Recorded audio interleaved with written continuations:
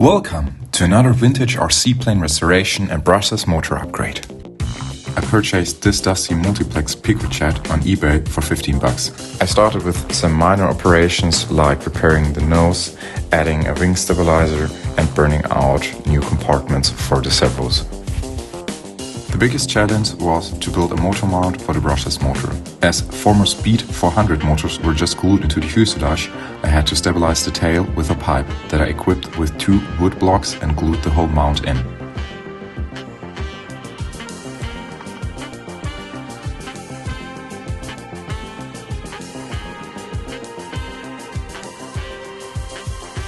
And there it is.